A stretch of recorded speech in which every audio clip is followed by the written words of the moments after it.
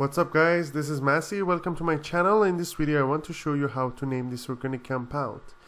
As you see here, we have cyclopropanol because we have 3 carbon here, cyclopropanol. Because we have OH group, we have alcohol, so that's why I said cyclopropanol. And here we have ethyl group, so we can say we have 1 ethyl cyclopropanol,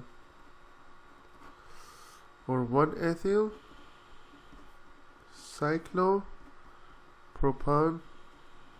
1O. That's going to be the name of this organic compound.